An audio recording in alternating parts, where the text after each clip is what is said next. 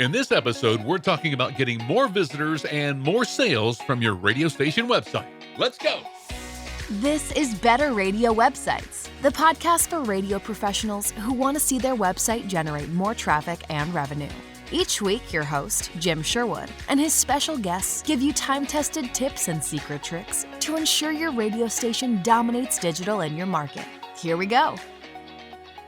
Hi, it's Jim, and welcome to Better Radio Websites, the podcast that wants to help you get more visitors and the most revenue from your radio station website. And it doesn't matter what platform you use, whether you use a service or if you do it completely DIY. Well, I got to tell you about a conversation I had recently with a local sales manager. He works for a national group here in a medium-sized market, and I asked him how they were doing at selling their station websites. I was blown away by his response. No, not in a good way. We don't, unless someone asks specifically about it, which is never.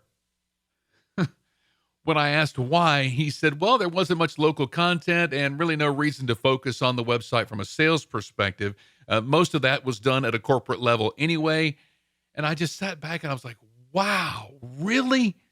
And so I went to the website and sure shooting. It's basically all of the national stuff that the company does, and that's it. I think there was one local contest on there, and it really wasn't. It was just kind of like a throwaway contest. It wasn't something really big.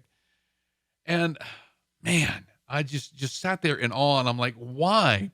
And especially with a larger group of radio stations, are the websites not that big of a deal? Well, I went back and I reread a post that I made several months ago, and it's titled, "Why is my radio station website not getting any traffic or sales?" Well, this group could benefit from that blog post. And so I thought I'd make a podcast episode about it. So we'll go down the list and see if any of these apply to you and how you deal with your radio station website, because hopefully everything is just awesome and you're making money with your station website. If you're not, take a look at each of these to see maybe where you might be lacking, okay? The first one is your content is not fresh. That is a reason why that your website would not be getting much traffic or much sales. Would you buy a newspaper or magazine if the front page only changed every couple of months or never? I mean, would you buy it more than once? You probably wouldn't, right? I hope not. Well, good, fresh content is so important to both visitors, and it's very important to your advertisers as well. They want to know that they're going to be advertising on a website that is constantly fresh, constantly getting visitors, constantly engaging with the audience. Search engines, especially Google, have become very efficient in recognizing good, fresh content. They rank your site based on that. We've talked about that in the past. So if your content is not fresh, then they actually push you down lower in the search results because your site is not relevant anymore. It's not fresh. And other than search engines, let's not forget about the direct influence of social media on rankings and traffic. Great content is more likely to be shared on social media channels, and that means more clicks back to your website. That's why sharing your website content on social media is more important than simply posting whatever the content is there and letting it live there. The sales manager that I mentioned that I talked to, he could benefit just by taking a few hours per week and updating their website with local club dates, different things that are happening in the community, promoting that on air with just a promo a couple times an hour, and then turning around and selling the sponsorships to that page online. It's a no-brainer. Now, this is not something that he would be able to do on air. He's not an air personality or anything like that, but it would give something on the website for the local air personalities to talk about, and therefore generating more traffic to the page and, hey, generating him more money, right, on the side. And which brings me to our second point. You're not promoting your website or your content. Now, if you're not hammering the benefits of your website on air, the smart advertiser will know that you're not very interested in promoting the website or their ad on it. I listened to a local radio station the other day and heard the website mentioned once in an hour. It was in the top of the hour ID. And the jocks mentioned their Facebook page 2 or 3 times that hour. And it was just blowing my mind. I'm like, why wouldn't you put whatever you put on Facebook on the website and promote that? That brings more visitors, more clicks, which you can turn around and make money with. But no, it was to Facebook and Facebook alone. That tells me that the station website is not important to that radio station, or they just don't know how it works. It also tells me that they need this list. I listen to Sirius XM on occasion and hear about their website and their mobile app 2 to 4 to 6 times per hour. They are pushing it like crazy. Mostly their app, but they're also talking about how you can listen on your desktop and everything like that through their website. And so they're pushing it hard, and they're not even making really much money off of it. I mean, they're wanting to increase their subscribership, but they're still hammering the website and their mobile app within their on-air streams. Radio is the most proven form of advertising. We know that, right? We're in this business. So why not promote the website content that you have as often as possible on air to drive more clicks to that? The website is not competing with your radio station. It is an arm of your radio station. And listeners, they don't like for more information, visit xyz100.com. No, give them a specific reason to visit your website. Like a downtown bakery exploded today. Discover at xyz100.com why you might want to check your cream-filled donut before taking a bite this morning. Okay? That's a specific reason that you're going to send a listener to your website rather than just visit our website at xyz100.com. All right? Now, the same can be true on social media, too. It's all how you package it. We're in the business of painting a picture in the listener's mind. Rather than simply posting a link to whatever story is on your website, generate a proper tease for it there as well. Then keep up with the content as it circulates on social media and participate in the conversation there.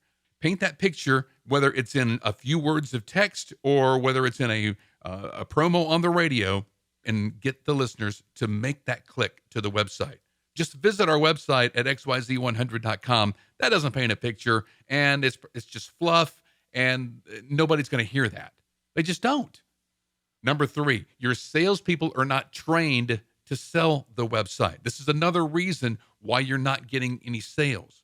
We've all seen the salesperson who grew up listening to the radio station, can't wait to get out there and start promoting it and selling it and this and that, and they know all the DJs and the music and the shows and who's on each weekend and everything like that. But did they know anything about the station website? Did they know what's available to sell and how much it costs? Well, the first thing is to be sure that they know that you, as either the station manager or owner or whatever, that the radio station website is very important to you. Emphasizing digital assets is a must-have mentality now for any radio station that wants to survive moving forward. Or perhaps that salesperson walks in and knows all about the website and where the events are and where the obituaries are and everything like that, but they have no idea how much it costs. That's why a digital inventory list is so important. Everything that you have available to sell online should be in this digital inventory list. And we have a link to that in our show notes. We actually have a downloadable sample of a digital inventory list that you can download, and that's another podcast episode as well. But instead of just focusing on banner ads, give them every other option that the advertiser might have to promote their brand through your website or online channels, like sponsored articles, giveaways, sponsored pages, videos, that sort of thing. Our sales goal is to go out there and get every cent they have to spend, right?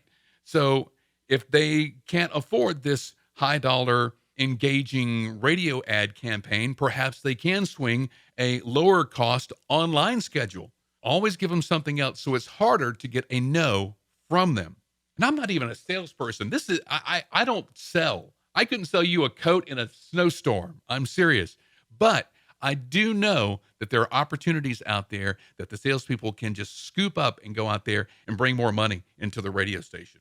Number 4, you're not tracking the effectiveness of your website. Now, if you are producing good content and promoting it well, then over time, you're going to learn what works and what doesn't.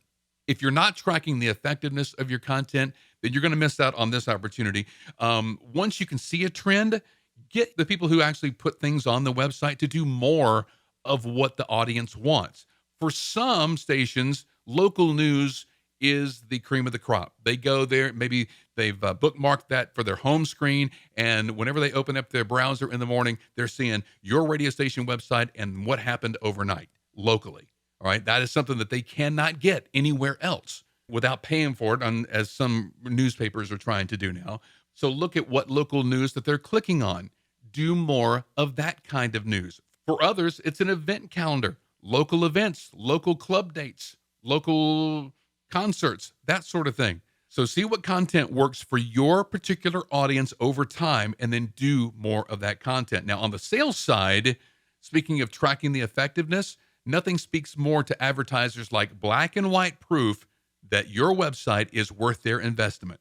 Show them the metrics and be prepared to pivot if something isn't working very well, like offering new copy or an upgraded position on the page or something like that. Show them, say, okay, last month you got, looks like you only got 5 clicks last month. Well, let's change up the message a little bit and maybe move the logo or move you up in the page to see if we can't get more clicks. Do that over time. That's not something that you're going to know the effectiveness overnight. That you got to see that over time. Be sure that you are tracking those metrics. I mean, if you're in a smaller market with no on-air reporting, then the online data that you could offer these advertisers is going to be more valuable to you as a marketer and for them as an advertiser than knowing, where you stand in the on-air ratings. So track that effectiveness, and that digital aspect of that is so, so valuable. All right. All right. Next in, why is my radio station website not getting any traffic or sales? You have too many links leading away from your website. Yes, this can have a big impact. Radio stations that display RSS feeds that lead off-site every time you click a link. That's one of my biggest pet peeves, actually. We understand that, you want to look like you have a lot of content, but if your website is filled with a bunch of links leading somewhere else, you're basically a middleman for their content. And why would I bookmark your radio station website if every link that I click is just going to take me somewhere else? If I want to go to cmt.com or rollingstone.com or something like that, I'll just bookmark rollingstone.com or CMT or MTV or whatever. There's no need for me to come to your radio station website. So be sure that you're very, very careful on displaying a bunch of links that link outside of your website. Now, banner ads, those people pay for that opportunity. But if you're going to use an RSS feed on your website, be sure that you are importing that content so that the visitors will stay on your website a whole lot longer. It's a whole lot better to actually find a new service that you can use for that. All right. And lastly, your website just doesn't perform well.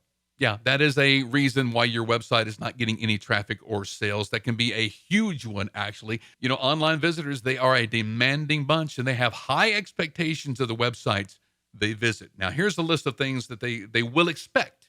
And if you don't come through on these, well, then they can likely leave and never return.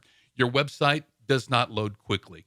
They're used to websites, boom, as soon as they click on the mouse and it's loaded. A lot of websites, if you have a lot of content on your website, it's not going to load that fast. But within 2 seconds, let's say, all right, visitors also want to find everything that they want very easily through menus and search bars. All right. Be sure that you specify things clearly. Make sure that they can easily find anything that they want. Also, be sure that visitors can read your site easily, no matter what device they are using. Is your website not responsive? Is this text too small or too large? That makes a difference. And also, make sure that your website is fresh and attractive. Now, different audiences like different things, but either way, make sure that your website is a visual representation of your radio brand. When a listener comes to your website, they should see the radio station. They should see the vibe of the radio station. So maybe the website has the same colors as your logo. They easily tell that it's a rock station or a country station or anything else? Be sure that that brand is very, very visible to your visitors. All right, so wrapping up, having more visitors and advertisers to your radio station website, I mean, really, that's the reason that you have a radio station website. You want more visitors, and you definitely want more advertisers. You want more revenue. I cannot see why somebody would pay the money for a service to have a website just to be a link to their stream. It just doesn't make any sense. Give your listeners a reason to come back tomorrow and the next day and the next day and the next day. That's going to make you more money. The website should be an integral part of everything that the radio station does, not something separate, not a tool that the radio station uses. No, part of the radio station. That goes back to our very first podcast episode of changing your mindset. If you haven't heard that one, please go back and take a listen. Now, when you follow these steps outlined here, you should definitely see increases in both visitors and, more importantly, to almost all of us, more sales. All right? Have an awesome week making your radio station website better. We'll see you next week. Thanks for listening to Better Radio Websites. Inspired by today's episode? Be sure you are subscribed and share this episode with a friend. Visit skyrocketradio.com/podcasts for more episodes as well as show notes for this episode. Need help starting or making your station website better? Visit skyrocketradio.com.